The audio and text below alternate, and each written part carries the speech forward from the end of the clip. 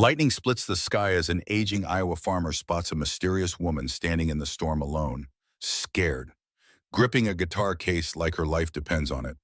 What he doesn't know is that she's running from a ruthless man determined to silence her forever. Secrets, betrayal, and danger follow close behind, plunging the quiet farmland into a showdown he never saw coming. Soon, he'll have to risk everything he's built to protect the woman whose haunting voice once captivated millions, but who now desperately needs his help to survive. Can an ordinary man take on powerful enemies to save someone he barely knows? Will courage and faith prevail over threats and manipulation? If you love dramatic stories of justice, unexpected heroes, and redemption against the odds, stay tuned and hit that subscribe button now because the fight for truth is just beginning, and you won't want to miss how this incredible story ends. Jacob Emery first noticed the storm clouds piling up in the western sky as he drove his battered old pickup down the winding country road. He was 61 years old, lean from decades of farming, and his leathery hands gripped the steering wheel with the steady resolve of a man who had weathered many tempests, both real and metaphorical. The plan was simple: deliver a few extra crates of eggs and homemade preserves to the local church before the worst of the weather set in, then hurry back to his aging but beloved Iowa farm. His fields had been parched for weeks, so the rain was actually welcome, but he would have preferred a gentler shower to the swirling mass of black clouds overhead. Lightning flickered on the horizon, followed by the low rumble of thunder. Still, Jacob was determined.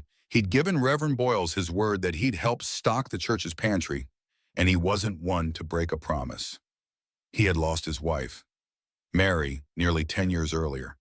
Cancer took her swiftly, leaving him with an empty house and a heart heavier than any boulder on his property.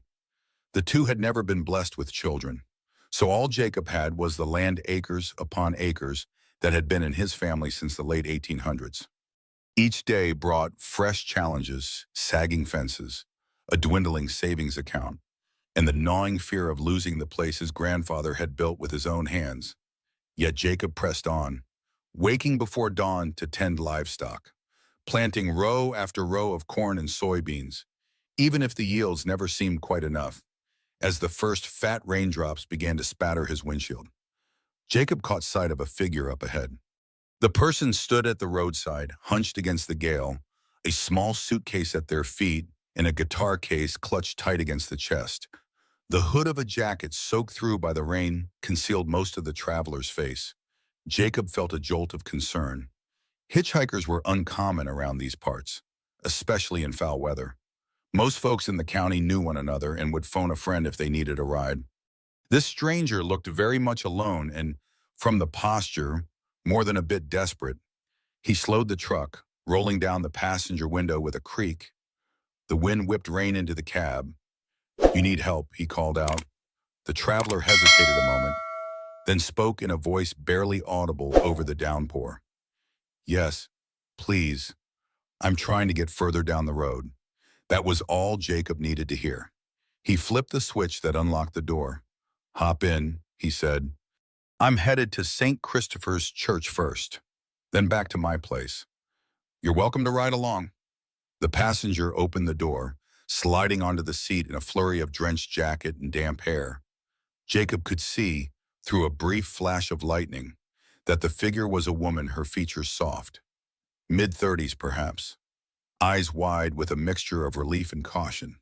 She set the guitar case carefully between her knees and murmured a grateful thank you. As the truck lurched back onto the pavement, Jacob snuck a sideways glance at her. She was shivering slightly, hugging that guitar case like it was her lifeline. The etched letters A.R. on the side caught his eye, but he said nothing about it. Instead, he cleared his throat and offered the spare towel he kept in the cab. "Name's Jacob Emery," he said simply, trying not to sound too intrusive. "I've got a farm about 10 miles up the road." She took the towel with a thin smile, drying her face and muttering, Annabelle Rhodes." He thought the name sounded vaguely familiar, like he'd heard it somewhere before, but the crack of thunder drowned out the thought, and he refocused on the slippery road ahead, unaware that the stranger beside him carried far more secrets than her single suitcase and battered guitar. Rain pounded hard against the truck's windshield, and Jacob flicked the wipers into high gear. He felt a slight pang of worry about the farmland off in the distance. It was thirsty for water. Yes, but too much all at once could flood the fields. Still, there was no sense fretting about it now. The main concern was making sure he and his unexpected passenger got to the church in one piece. The road glistened with running water, and his tires slid a bit on the slick pavement. Annabelle sat quietly, pressing her lips together each time the truck skidded even a hair. Jacob attempted conversation to ease the tension. "You're not from around here, are you?" he asked gently, careful not to pry too deep. "No," she answered, tightening her grip on the guitar case. I, I'm passing through. Just needed to get away." Her tone discouraged further questions, so Jacob nodded, satisfied with her minimal explanation. She had a soft, melodic voice, almost a singing lilt to it. If he were 20 years younger, he might have felt a little tug on his heart. But at his age, he was more concerned about the well-being of someone clearly adrift and alone. They soon pulled up to the front of St. Christopher's Church, an old red brick building that served as both a house of worship and a kind of informal relief center for the county's less fortunate. A flickering porch lamp revealed the worried face of Reverend Boyles, who stood under the eave. He gave a quick wave as Jacob parked. "Jacob, my good man," the Reverend called out, raising his voice over the rain. "You made it. Bless you, I was worried the storm might chase you home." Jacob hopped out into the deluge and tipped his old ball cap. "Can't let the storm stop me. Reverend, brought you those crates of eggs and a few preserves. Got a passenger, too." He gestured toward the truck, where Annabelle sat hesitantly. With a bit of coaxing, she stepped out, using Jacob's arm for balance on the wet pavement. The Reverend ushered them both inside, where the warm yellow lights of the church foyer felt like a sanctuary from the raging storm. Jacob introduced Annabelle as just someone who needed a ride, and Reverend Boyles nodded kindly, offering her a dry towel and an extra sweater. While Jacob and the Reverend moved the crates of supplies into the storage room, Annabelle stood off to the side, absorbing the quiet calm of the church interior. She seemed drawn to the rows of benches and the gentle hush that lingered in the air, as though searching for a sense of peace. Jacob noticed her fascination. "Feel free to sit if you'd like," he said softly. "Might do you good to rest a moment." But Annabelle shook her head, that guarded look returning to her eyes. "I'm fine, thank you." She held onto the guitar case, knuckles white against the handle. Reverend Boyles, ever perceptive, placed a hand gently on her arm. "Miss, if you need help," she lifted her gaze. "I appreciate it, but I'm all right." Her voice held a quiet strength that silenced any further inquiry. With a nod, the Reverend backed away, respecting her privacy. Once the supplies were stowed, Jacob turned back to her. "If you don't have another destination in mind, you could ride out the storm at my farm. It's not much, but it's dry." He paused, swallowing a flicker of worry. "Weather's only supposed to get worse tonight." For a moment, then, Annabelle hesitated, eyes flickering to the church door and the sheets of rain beyond. Something fear or sorrow passed over her features before she exhaled and nodded. "All right," she said quietly. "Thank you." They bid the Reverend goodbye, stepping back into the storm. As they climbed into the pickup, Jacob felt the distinct sense that this encounter was about more than just providing shelter to a traveler. There was a heaviness around Annabelle that suggested scars, hidden deep. He might not know her story yet, but he recognized the look of someone running from something, and for reasons he couldn't yet explain, he felt compelled to help. The drive from St. Christopher's Church to Jacob's farm took another 20 minutes, and the storm did not relent. Sheets of rain hammered the tin roof of the old pickup. Lightning streaked through the sky like jagged spears, and thunder rattled the windows. Despite the weather, Jacob felt a calm sense of purpose. He'd offered help and shelter to plenty of people over the years, drifters, neighbors down on their luck, even a stray cat or two. The farm was more than a place to grow crops and raise livestock. It was, in his mind, a safe haven for those in need. Still, Annabelle Rhodes was different. Her silence wasn't merely polite or shy. There was an undercurrent of tension in her posture, something unspoken that pulsed beneath the surface. Jacob refrained from pressing. He knew that trust wasn't something you forced on people. It had to come naturally, and if he pried too soon, she might just slip away as quietly as she'd appeared. At last, he turned down a long gravel driveway lined with half-broken fences and a scattering of old oak trees. Through the rain, the faint glow of a porch light revealed a modest farmhouse, its paint peeling, its porch sagging, but its windows still warm. A large barn stood off to the left, surrounded by idle machinery and stacks of hay protected by tarps.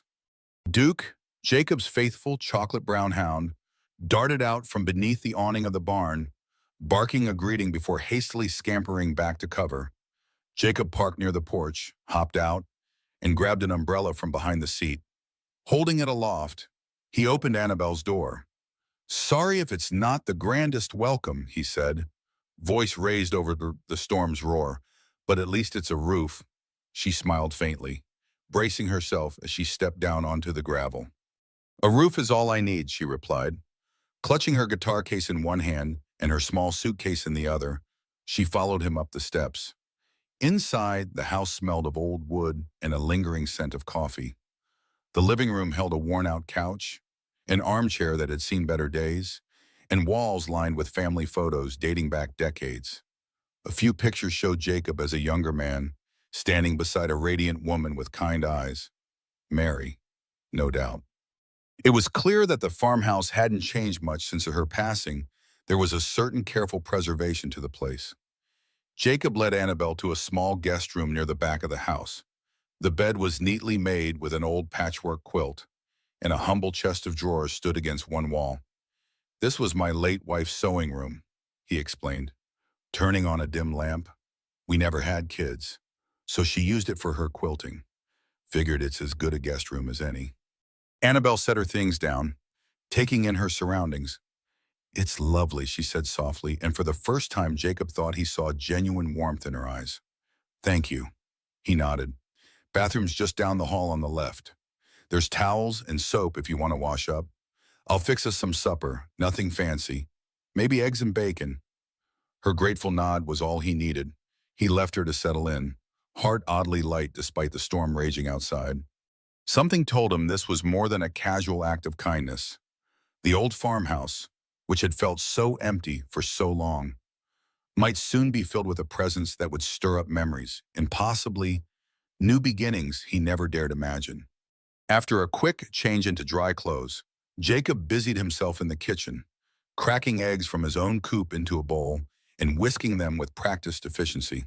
He tossed strips of bacon onto a sizzling cast-iron skillet, the aroma bringing a sense of homey comfort to the otherwise cold, wet night. Now and then he cast a glance toward the hallway, listening for any sound of Annabelle. He heard water running. She was presumably taking a short shower. Duke padded in, shook off some excess rainwater, and eyed Jacob expectantly. "No, boy, not tonight," Jacob chuckled, giving the dog a quick ear scratch. "You'll get your scraps once we're done." Duke let out a soft huff, then settled in a corner, content to wait. Soon enough, Annabelle emerged from the hallway, her damp hair brushed back and her cheeks flushed from the warm water. She wore a simple flannel shirt, likely Jacob's, borrowed from a spare closet and jeans that were clearly a bit too large. Yet, she carried herself with a quiet dignity, hugging her arms as though feeling out of place. Jacob motioned to the table. "Sit. It's almost ready." The meal was simple: scrambled eggs, bacon, and a couple slices of homemade bread toasted on the skillet. Annabelle took small bites at first, but soon her hunger overcame her reticence. She finished every morsel, and Jacob was pleased to see color returning to her cheeks. Over coffee, he gently tried to learn a bit about her, but she kept her answers short. Yes, she traveled a lot. No, she didn't have family nearby. Yes, she appreciated his generosity. No, she didn't have a set destination. When Jacob offered her more coffee, she gave a small nod. "If it's not too much trouble," she said, voice quiet. "Not at all." As he poured, he mustered the courage to be a bit more direct. "You a musician?" He gestured to the guitar case she had set against the wall. For a moment, her gaze flickered to the case and back again. "Yes," she admitted, I used to perform. Jacob waited, sensing she might reveal more. But she clammed up, sipping her coffee with a distant look in her eyes. Deciding not to push further, he simply said, "Well, it's nice to have music in the house again. My wife used to sing in the church choir. She had the voice of an angel. Folks said." He paused, letting a small, melancholy smile cross his face. "House has been awful quiet since she passed. I'm sorry for your loss," Annabelle murmured, her voice filled with genuine sympathy. Jacob looked at her, and for the first time he noticed faint shadows under her eyes, the same sort of weariness he'd seen in his own mirror after Mary died. This was more than just a traveler's fatigue. It looked like heartbreak etched into her expression. "Everyone's got something they're carrying," he said softly, not expecting a reply. To his surprise, Annabelle nodded. "Yes, I suppose we do." A flicker of pain crossed her features, but she masked it with a polite sip of coffee. The storm continued outside, pounding against the windows. Yet inside, the kitchen felt warm, both from the small feast and from the fragile, tentative connection forming between these two lonely souls. Whatever weight Annabelle bore, Jacob sensed that, at least for tonight, she was safe within these old farmhouse walls. Morning arrived with a calmer sky, though gray clouds still hovered. Jacob woke early, as usual, and found the house oddly comforting with the knowledge he wasn't entirely alone. Slipping on his boots, he stepped outside to feed the livestock. The land smelled of wet earth, a welcome sign that the crops might perk up, though, if the rain persisted. It could become a muddy mess. He felt that familiar tug of uncertainty every farmer knows nature gives and nature takes, all on its own schedule. While he tossed feed for the chickens, he heard the creak of the screen door. Turning, he saw Annabelle emerge, wearing the same borrowed clothes as last night, her hair braided loosely over one shoulder. She gave a hesitant wave. "Morning," she said softly. "Morning," he echoed. "Figured you might sleep in a bit." She shrugged. "Couldn't. I'm used to early mornings, too." Then, spotting the chickens pecking around his feet, she cracked a small smile. "Never actually fed chickens before." Jacob handed her a scoop of feed, guiding her through the motions. Annabelle scattered the grain a bit unevenly, but the birds didn't mind. They clucked happily and set to work pecking at the ground. She let out a tentative laugh at the way the chickens surged forward. "They seem hungry." "Always are," Jacob remarked, grateful she was willing to share in a routine chore. He gestured toward the barn. "I have a small dairy operation. 2. You're welcome to help, though it might be messy." She paused, then nodded with a trace of determination. "I'd like that." In the barn, Duke trotted alongside them, tail wagging. They passed the stalls where 2 Jersey cows stood, calmly chewing cud. Jacob showed Annabelle how to prepare the milking station, and she watched intently, absorbing every instruction. As she carefully set the pail and attempted her first awkward pulls, the cow flicked its tail, and Annabelle jumped back, startled. Jacob suppressed a chuckle, placing a hand gently on her shoulder to reassure her. "You'll get the hang of it," he said. "Just be patient." Annabelle tried again, more carefully. It took her several attempts, but soon she managed a rhythmic motion. Coaxing milk into the pail, she let out a small gasp of achievement, and Jacob felt a rush of pride for both her success and the spark of life he saw in her eyes. They finished the morning routine and returned to the house for a quick breakfast toast with jam, plus black coffee to chase away the chill. In the daylight, Annabelle examined the living room photos more closely, pausing at one that showed Jacob and Mary in front of a bright red tractor. "She looks lovely," Annabelle said quietly. "She was," Jacob replied, a softness in his voice that hinted at old wounds. Then he turned the conversation gently. "How about you? Anyone waiting for you somewhere?" Annabelle lowered her gaze. "No, not anymore." The haunted look flickered again, and Jacob nodded in understanding, deciding it was best not to pry. Yet that brief moment of openness told him more than any long explanation could. Whoever Annabelle was, she was someone running from a life that no longer fit, from a pain that lingered. He sensed the undercurrents of an untold story, one that had driven her to a stranger's farm in the midst of a storm. And for reasons he couldn't explain, he felt compelled to help her find whatever solace she needed, even if it meant letting her keep her secrets a little while longer. Later that same day, Jacob decided he needed a run into the nearby town of Greenfield. A broken fence post in the north pasture required new lumber, and he had a short list of groceries to pick up. To his surprise, Annabelle asked if she could tag along. She said she wanted to stretch her legs, though Jacob suspected she was curious about the local community, or perhaps wary of being left alone too long. The drive to Greenfield was pleasant. The storm clouds had dispersed, leaving wide swaths of blue above the rolling farmland. Jacob pointed out landmarks: an old one-room schoolhouse converted into a feed store, a narrow creek where he used to fish as a boy, and a line of elm trees that marked the boundary between his land and the next. Annabelle peered at everything with quiet attentiveness, occasionally smiling at Duke, who rode in the truck bed, his ears flapping in the wind. Greenfield was a modest place, a single main street with brick storefronts, a diner named Marla's Kitchen, and a general store run by Mr. Haskins. Jacob parked in front of the store, stepping out with a wave to the folks who loitered on the sidewalk. People greeted him by name. He was a fixture in these parts. After all, though not exactly known for being talkative. Annabelle held back a little, tugging a baseball cap low over her eyes. Jacob offered her an encouraging nod. "Don't worry," he said quietly. "They're good people. Inside." Mr. Haskins greeted Jacob with a hearty grin. "Emery thought you'd show up after that downpour. Lucky your place didn't flood out." Then he noticed Annabelle. And who might this be? She opened her mouth to reply, but Jacob gently spoke first. "A friend helping out at the farm for a bit," he said. "Name's Annabelle." Haskins extended a hand, and Annabelle shook it politely, offering a small, polite smile. Jacob could see her tension, her shoulders a bit stiff. She seemed afraid someone might recognize her, though he couldn't fathom why.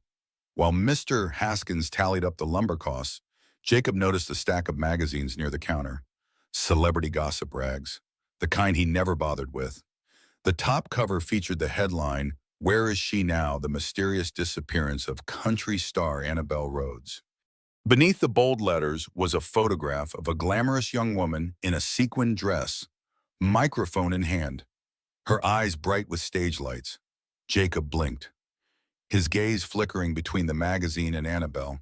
The woman on the cover looked so polished, so confident, yet there was an undeniable resemblance, the same shape of the bow, the same soulful eyes. He felt his stomach twist. Could it really be her? He quickly looked back at Annabelle, who avoided his eyes. She'd seen the magazine too. Her face had gone pale, sensing her discomfort. Jacob smoothly placed a hand over the pile of magazines, shifting them aside. "Anything else we need for the farm?" he asked, voice calm.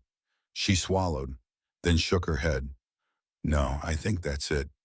Mr. Haskins, oblivious, handed over the bill and chatted on about the coming county fair.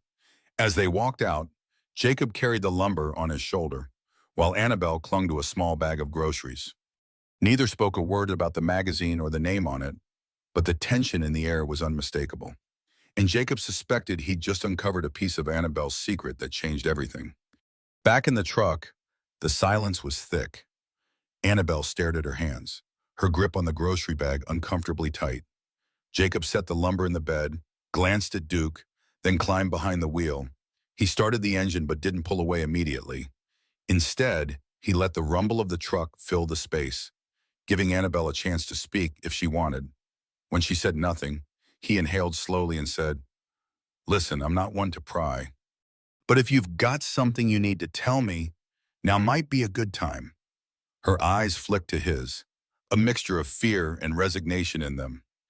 She cleared her throat, glancing out the window at the small-town street scene, neighbors greeting neighbors, teenage kids riding bikes, an old couple sharing an umbrella under the midday sun. Finally, she spoke, her voice trembling. "I never meant to lie to you, Jacob. I didn't know if I could trust anyone." Jacob nodded, not looking away. "So, you are Annabelle Rhodes." The country singer. She breathed out, her entire body deflating. Yes, she said quietly. I am. He leaned back against the seat, processing. I knew your name sounded familiar, but, well, I don't follow the music scene much. I've seen your face on commercials. I think, or maybe in the paper. He paused, searching her face. The magazines say you disappeared. She closed her eyes. I did. I had to. The words hung in the air, heavy with untold stories. He didn't press. Instead, he waited. At length, she opened her eyes, tears threatening to spill. Clayton Pierce was my manager and boyfriend. In a way, and he controlled everything: my schedule, my finances, the music I recorded. At first, I thought he cared about me, about my career. But he didn't. He only cared about what I could earn him. Jacob's jaw set. He'd known men like that, though not in the music business, men who treated women like property. It stirred a protective anger in him, but he kept silent so she could continue. Annabelle fiddled with the ends of her braid. I found out he was cheating me out of royalties, forging contracts in my name. When I tried to leave, she took a shaky breath, and Jacob had no trouble filling in the blanks. The bruise on her arm he'd noticed earlier, the wary look in her eyes. That's why you ran, he said gently. She nodded. Yes, I left my phone behind, cut off my credit cards. I didn't want him to track me. I drove until my rental car broke down near a bus station a couple counties over. Then I hitchhiked and ended up in that storm. Jacob felt the weight of her confession. This wasn't just a simple matter of a celebrity on the run from paparazzi. Annabelle was escaping something truly dangerous, and she'd chosen his farm by sheer chance to hide. Sighing, he reached over and placed a comforting hand on her shoulder. You're safe for now, he said. He's not going to find you here. She closed her eyes again, nodding. Thank you, I don't want to bring trouble to your doorstep. Jacob shook his head. Trouble or not, you needed help. I don't regret that. He hesitated a moment, then added, but you need to think about what comes next. Hiding forever might not be the answer. Her eyes opened, a flicker of determination beneath the tears. I know, she murmured. I need time, Jacob. Time to figure out what to do. He put the truck in gear and pulled away from Greenfield. Then take all the time you need.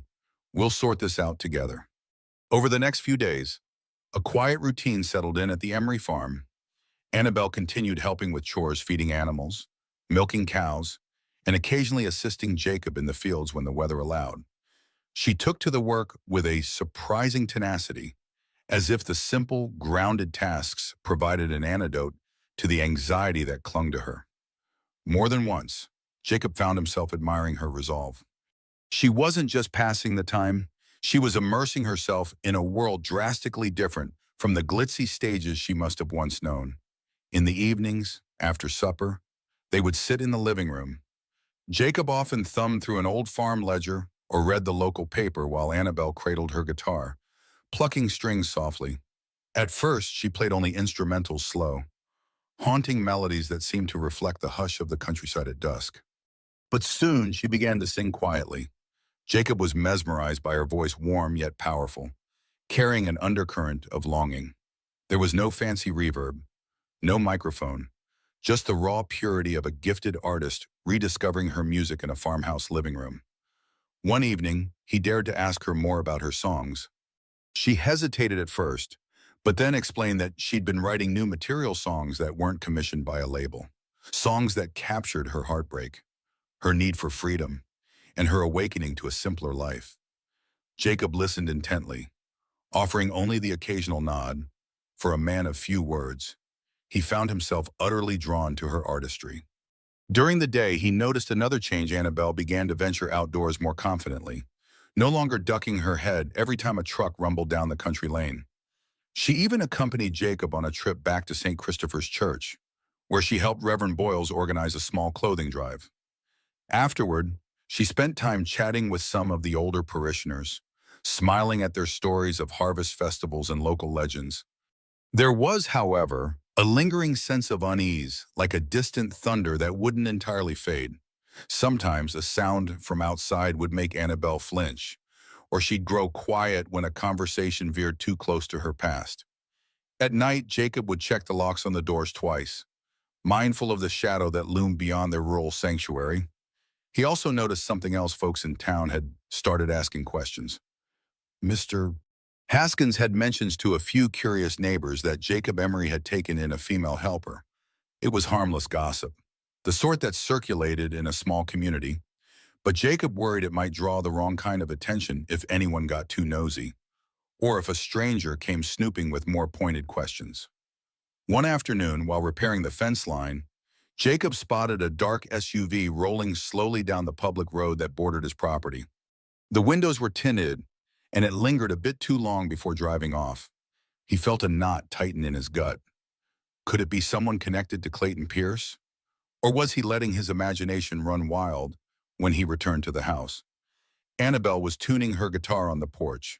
He almost told her about the SUV, but then decided against it. She deserved at least a little peace. Instead, he simply said, "We might want to be careful about who we talk to in town.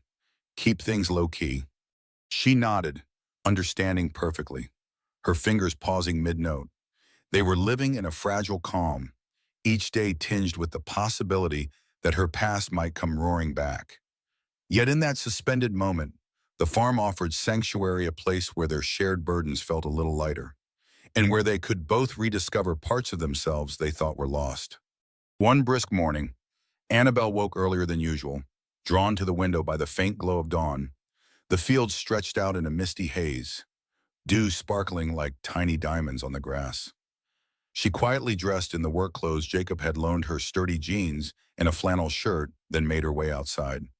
She found Jacob near the barn, carrying a bucket of feed for the chickens. He glanced up, mildly surprised. "You beat me to the chores," he teased, a half smile on his weathered face. She took the bucket from him gently. "I want to help, and I wanted to talk to you about something," she said. He nodded for her to continue, and she lowered her voice, mindful of the still sleeping countryside around them. "I've been thinking about my next step," she began. "I can't stay hidden forever. Sooner or later, I have to face what Clayton did. Legally, morally, all of it." Jacob set down the bucket for a moment and leaned against the barn door. "You mean hiring a lawyer, pressing charges, that sort of thing?" Annabelle nodded. "Yes, I have proof documents, transactions he forged. There's enough to at least threaten a lawsuit, maybe even criminal charges. But to do that, I have to come forward. I have to step into the spotlight again." He studied her face, seeing the conflict there. "That means risking Clayton finding you," he said, "and the media, too. Once you go public, it'll be a feeding frenzy." She took a shaky breath. "I know, but if I don't do it, I'll always be running, and I refuse to let him control my life any longer." There was steel in her voice, the same determination she'd shown when learning to milk a cow. Only now it was aimed at something far more daunting. Jacob admired her courage. He also felt a stab of worry in his chest, knowing that once she left, the fragile piece of his farm would vanish. But he understood her reasoning. "I support you," he said simply, meaning every word. "Whatever you decide to do, you can count on me to help." She blinked back tears of gratitude. "Thank you," she whispered, covering his hand with hers. For a moment, they stood there in the early light, sharing a silent understanding that they were at a crossroads. The day pressed on, full of small farm tasks, but the conversation lingered in the back of Jacob's mind. By late afternoon, Annabelle had made several phone calls on a burner phone she'd picked up at a gas station weeks prior, calls to an old friend in Nashville, calls to a lawyer who had once helped her negotiate a recording contract. She spoke quietly, pacing in the farm's living room, leaving Jacob to busy himself in the barn so he wouldn't overhear more than necessary. When she emerged, she looked both drained and resolute. "They want me to come to Nashville as soon as I can," she said. "The lawyers need me to sign documents, give statements. There's a chance the label might settle out of court, but we can't know until I'm there in person. Jacob felt that pang of selfish longing, wishing she could stay a bit longer, wishing they had more time to explore the bond that had grown between them. But he forced a small smile. Then that's what you need to do, Dorothy said. Duke, and I'll hold down the fort here. This farm isn't going anywhere. Annabelle's eyes glistened, and she nodded. I know, she whispered, her voice catching. That's what I love about it. They spent the next 2 days making arrangements. Annabelle borrowed Jacob's truck to run back into Greenfield and pick up a few necessities and outfit more suitable for a legal meeting than mud-stained jeans, a proper suitcase to replace the battered backpack she'd been using, to keep her identity under wraps. She wore sunglasses and a broad hat, feeling a bit absurd but unwilling to risk being recognized. Jacob, meanwhile, made sure the farm would be in decent shape if he had to leave for a while. He debated whether to accompany Annabelle to Nashville. On one hand, he felt it might be too big a risk. Two strangers driving across multiple states might draw attention if Clayton or his associates were on the lookout. On the other hand, he couldn't stand the idea of sending Annabelle off alone, not after everything they'd shared. The decision was made one evening as they sat on the porch, watching the sunset cast orange and pink hues across the horizon. Annabelle strummed her guitar softly, humming a tune Jacob didn't recognize. When she finished, he spoke up. If you need me there, I'll come, he said. I'm not much good in a city, but I can at least offer moral support. She glanced over, a tender expression on her face. I do want you there, she admitted, but I also don't want to upend your life. This farm I can manage a week or two, he interrupted gently. Besides, my neighbor, Gil Reeves, owes me a favor. He can watch the livestock. A shy smile touched her lips. Then let's do it. We'll drive together. Keep each other safe. That night, Jacob found himself lying awake in bed, the old mattress creaking beneath him. His thoughts were a tangled mess of hope, fear, and something else he hadn't felt in a long time, an excitement. Was it possible he was actually looking forward to a trip away from his beloved land? Or was it that he simply couldn't bear to let Annabelle walk into that legal battleground alone? His memories drifted back to Mary, and a pang of guilt tugged at him. He'd loved his wife dearly, still did, in a way, but Mary had been gone nearly a decade, and Annabelle was very much here, breathing life into corners of his heart he thought were forever dormant. He wondered if Mary would approve of him feeling this spark again. Maybe she would. Mary had always been the generous type, telling him to live life fully. In the morning, he and Annabelle packed the truck with supplies, water, snacks, a spare gas can. She folded her guitar gently into the extended cab, unable to leave it behind. Duke whined as if sensing something monumental was happening. Jacob knelt to scratch behind the dog's ears. You stay and look after Gil. You hear Duke licked his hand, ears drooping. Gil Reeves showed up shortly after dawn, waving from his battered sedan. Don't worry, I'll keep your critters fed, he promised, giving Jacob a hearty handshake. He offered Annabelle a polite tip of the hat. She nodded, thanked him quietly, and climbed into the passenger seat of the truck. Jacob slid behind the wheel, feeling the strange thrill of a journey beginning. As they pulled away, the farm's mailbox, white paint peeling, loomed in the side mirror. He whispered a silent goodbye to the fields and the house, not knowing how long they would be on or what might await them in Nashville. The road stretched out before them, winding through farmland and small towns, each hour bringing Annabelle and Jacob closer to Nashville and closer to the confrontation she'd worked so hard to avoid. Initially, the mood in the truck was tense. Annabelle stared at the fields blurring by, occasionally playing with the edge of her guitar case. Jacob kept his eyes on the road, dividing his attention between traffic and the swirl of thoughts in his head.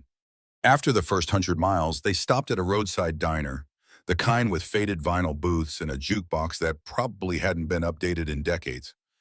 Over eggs and hash browns, Jacob finally mustered the courage to break the silence. You're sure about this? He asked gently, stirring his coffee. Going back. I mean, facing Clayton.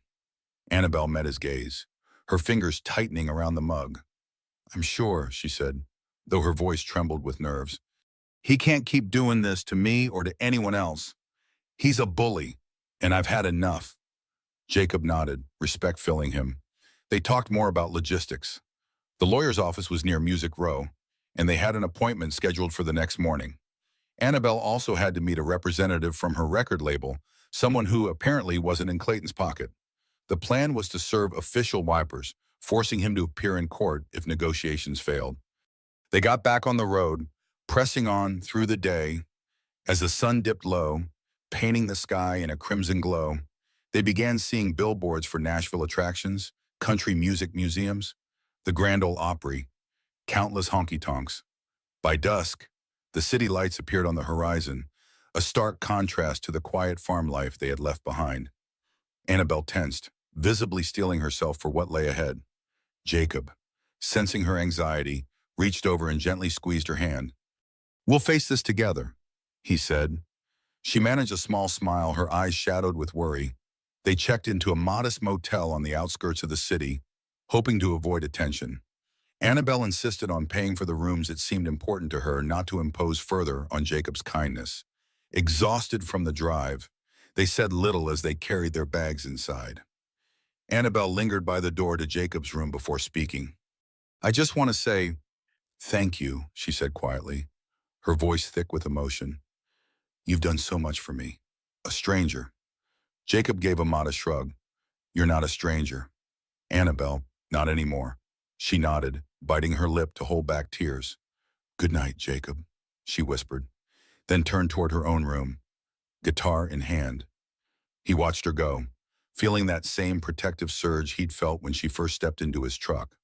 Tomorrow, she would walk into a conference room full of high-powered attorneys and label executives, each with their own agenda.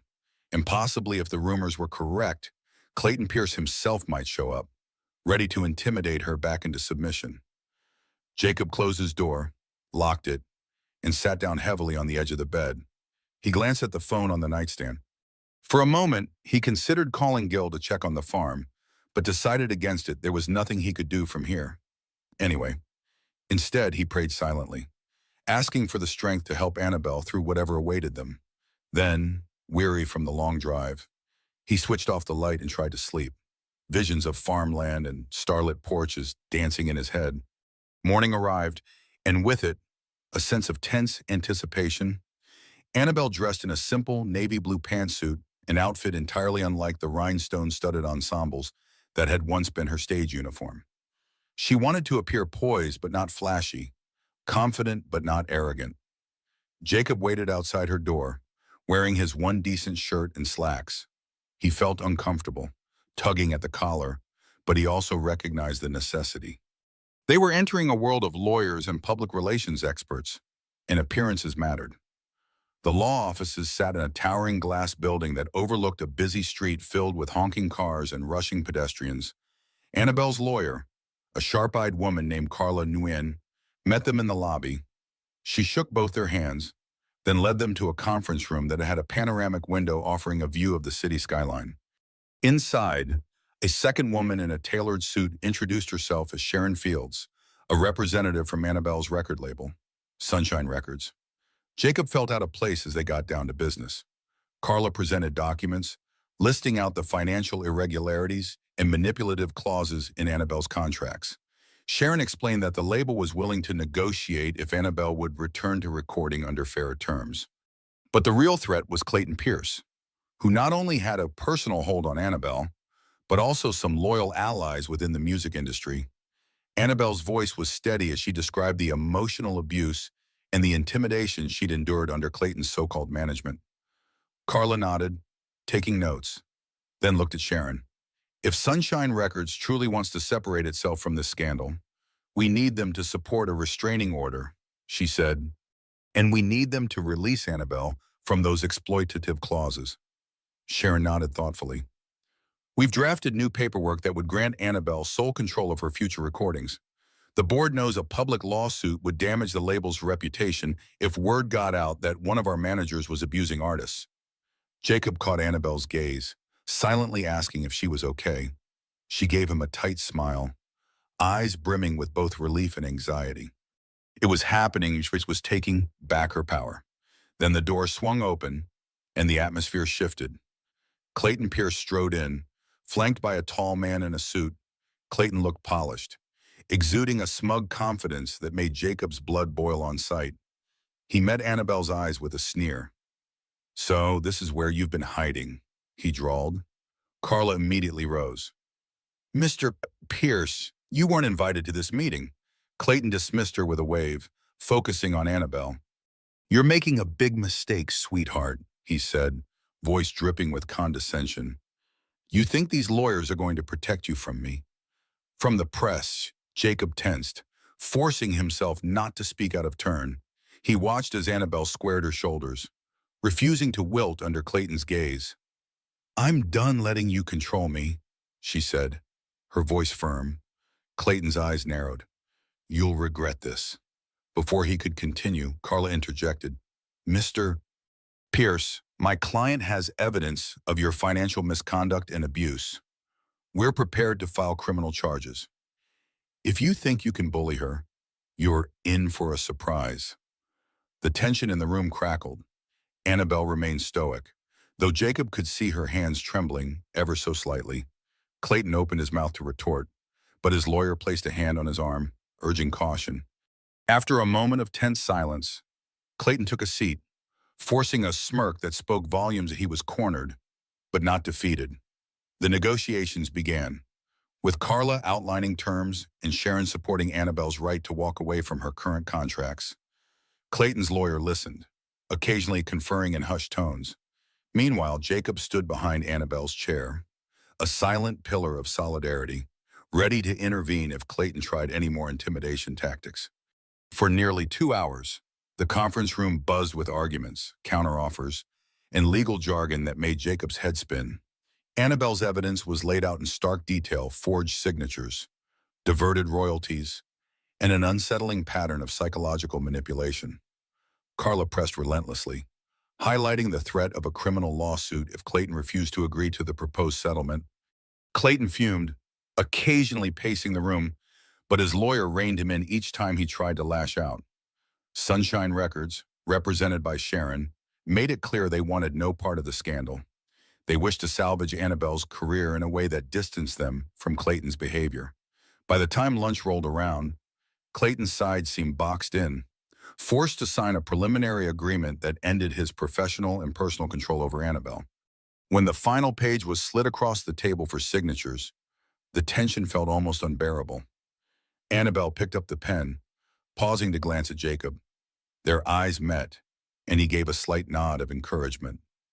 With a deep breath, she signed her name, effectively severing the chains that had bound her life to Clayton's. Clayton snatched the pen and scrawled his own signature, practically carving his name into the paper. He stood abruptly, glowering at Annabelle. "You think you've won," he spat, "but the industry won't forget this. You'll never work a main stage again without me pulling the strings." Annabelle's voice cut through the air, quiet yet unwavering. "Then I'll build a new stage," she said. "I don't need your strings." Clayton stared a moment longer, then stormed out, leaving his lawyer to gather the documents in tight-lipped silence. Sharon exhaled, clearly relieved that the confrontation had ended without a full-blown shouting match. Carla began checking each page, ensuring every signature was in place. Jacob stepped beside Annabelle, gently placing a hand on her shoulder. "You okay?" he asked softly. She let out a shaky laugh, tears glistening in her eyes. "I think so," she whispered. "It feels surreal. I've been dreading this moment for so long." Carla cleared her throat. "We'll file for a protective order immediately," she said. "Clayton might try more intimidation, but legally he's on thin ice now." Nodding, Annabelle took a long sip of water, her hands still trembling. "Thank you, Carla. You have no idea how much this means." Sharon then spoke up, her tone measured but surprisingly compassionate. "Annabelle, I know trust is hard right now, but if you're willing to record new material under fair terms, Sunshine Records still believes in your talent. We'd love to have you, but it's your choice." Annabelle exchanged a glance with Jacob. The relief in her eyes was tinged with uncertainty. "I need some time," she said. "I'm not sure I want the same career I had before." Sharon nodded understandingly. Take all the time you need. Our door is open, and I promise no more backroom deals. Carla gathered up the final stack of papers. That's that. Then, for now, you are free from Clayton's legal grip. Just remember to stay vigilant. He's not the type to let go easily. Annabelle swallowed, her fingers curling around the handle of her guitar case as if seeking comfort. Jacob placed a reassuring arm around her back, guiding her toward the door. Together, they stepped into the hallway, leaving behind the swirl of legal documents and heated tempers. Outside, the sun cast bright beams across Nashville's bustling streets, a symbolic reminder that the darkest storms do eventually pass. In the days that followed, Annabelle dealt with the emotional aftermath of the legal showdown. She felt a mixture of triumph and lingering fear. Clayton's threat still echoed in her mind. Yet each morning she awoke to find Jacob by her side, a steady presence in this chaotic re-entry into the world she had fled. They stayed in Nashville longer than planned, meeting with Carla to finalize protective orders and ensuring that local authorities were aware of the situation. Annabelle also fielded phone calls from old friends who'd heard rumors of her return. Some calls were supportive, others prying, but she navigated them all with a newfound strength. Jacob marveled at how composed she remained, how the vulnerability he'd seen at the farm transformed into quiet resolve under these city lights. Despite the progress, both of them felt homesick for Iowa. Jacob especially missed the wide skies and the gentle rhythm of farm life. When Carla confirmed that the bulk of the legal paperwork was complete, he broached the idea of returning home. "You've done what you needed to do here," he said as they walked through a downtown park filled with blooming dogwoods. "We can head back anytime you want." Annabelle paused, looking at him with a hesitant smile. "Do you mind if we stay just a bit longer? There's a place I want to go, something I need to do." He raised an eyebrow. "Sure, as long as it doesn't involve bumping into Clayton again." She shook her head. "No, it's the Bluebird Cafe." The name rang a distant bell in Jacob's mind. He recalled reading about it somewhere, a famous spot for songwriters and up-and-coming country singers. "You want to perform?" he asked. Gently. Annabelle looked almost shy. "Sort of. I used to do open mic nights there before everything got so big. It's where I fell in love with songwriting. I thought, maybe I could sing one of my new songs, just to see how it feels." Jacob's heart lifted at the idea. "I think that's a wonderful plan," he said. "I'll be your biggest fan in the audience." She reached for his hand, intertwining her fingers with his. The simple gesture spoke volumes about the bond that had formed between them, born of trust, hardship, and quiet, consistent support. That night, they arrived at the small, unassuming venue. The stage was just a corner of the room, lit by a few warm spotlights. People took turns performing original pieces, some trembling with nerves, others oozing confidence. Annabelle waited in the back, guitar case at her feet, scanning the crowd. No paparazzi, no ominous figures lurking. It felt almost too normal. Finally, her name was called, just Annabelle Selsom, no surname. She stepped onto the stage, adjusting the microphone. For a moment, she closed her eyes, centering herself. Then she spoke softly into the mic, introducing a song she'd written at a quiet farm in Iowa, a place that had given her refuge. Her gaze flicked briefly to Jacob, sitting near the front, his hands clasped in silent encouragement. Her voice rose, low at first, but gathering strength with each chord. The lyrics told of storms literal and metaphorical, and finding shelter in an unexpected safe harbor. It was raw, vulnerable, and when she reached the chorus, a hush fell over the audience. Even the bartenders paused to listen. Jacob felt tears sting his eyes, overwhelmed by the sheer honesty in her performance. As Annabelle finished, the room burst into applause. She stood there, breathless, a slight quiver in her hand, still gripping the guitar pick. Jacob rose to his feet, clapping until his palms burned. For Annabelle Bishop, this was more than just a song. It was a reclamation of her voice, her dignity, her life. They left Nashville the next morning, the truck loaded with a new sense of purpose and a cautious hope for the future. Carla assured Annabelle that if Clayton violated the protective order, he'd be in serious legal trouble. The label had sent a revised contract, which Annabelle tucked into her suitcase, no hurry to sign, but grateful for the chance to record on her own terms one day. Jacob drove most of the way, while Annabelle occasionally strummed her guitar in the passenger seat. Their conversations drifted between planning the immediate tasks that awaited them back at the farm and imagining possibilities beyond it. She spoke of maybe buying a small place in Nashville, just a little cabin, she joked, where she could come and go to record new music. He mentioned ways to revitalize the farm, perhaps experimenting with a direct-to-consumer produce model. They were big ideas, but after everything they'd overcome, neither found them impossible. As they crossed into Iowa, a sense of relief washed over them both.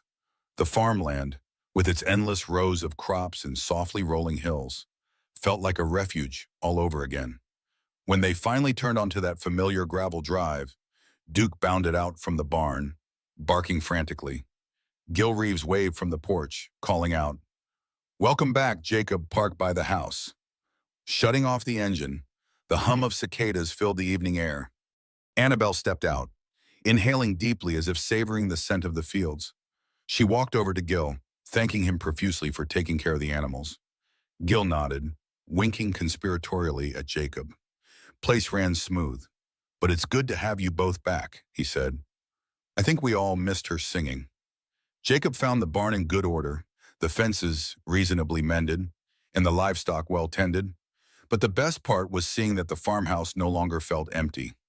Annabelle's presence added a quiet warmth. She unpacked her things, setting the new legal documents in a safe drawer, placing her guitar on a stand in the living room as if it belonged there. They spent that night on the porch, the sky ablaze with stars. Annabelle played the song she'd performed at the Bluebird, her voice drifting across the fields. Jacob sat beside her, letting the music wash over him. He realized that, despite the differences in their worlds, they had found something precious solace in each other's company and a shared belief in second chances. Later, as they stood at the porch railing, looking out at the moonlit farm, Annabelle rested her head on Jacob's shoulder. "What happens next?" she asked softly, her breath warm against his flannel shirt. He slid an arm around her waist. "We plant," he said simply. "We tend, we wait for new growth, and we keep going, together." She smiled at the poetic simplicity of his answer. After all the storms, literal and figurative, the soil of their lives was ready for new seeds. Maybe it was love, maybe companionship, or maybe just the steady reassurance that neither was alone anymore. Behind them, the farmhouse's light glowed in the darkness. Far off in the fields, a soft breeze rustled the crops, a lullaby of the land. And though Clayton Pierce might still lurk somewhere, plotting his next move, he no longer had the power to dictate Annabelle's story. She was free to write a new chapter. And Jacob Emery was right there, pen in hand, helping her shape every line. In that quiet moment, they both understood the hardest battles weren't over, but they had already won something far greater than any court settlement or recording contract. They'd found home in each other, a place of safety and hope that no storm, however fierce, could wash away. In the end, it was more than a fight for freedom. It was about reclaiming dignity, truth, and rediscovering hope in the most unexpected place, the humble heartland of America. An aging farmer who'd lost his faith found purpose again, and a country music legend learned that true strength means standing up to fear and fighting back against the powerful. From the stormy night that brought them together to the fierce legal battle that tested their resolve, their journey proves it's never too late to rewrite your story. This powerful tale reminds us all that courage can be found where we least expect it, and that sometimes ordinary people can create extraordinary change. Now, we'd love to hear from you. What did you think of their battle for justice and redemption? Do you have your own story of overcoming adversity? Please leave a comment below and join the discussion. Don't forget to subscribe to the channel for more gripping tales that speak to the heart.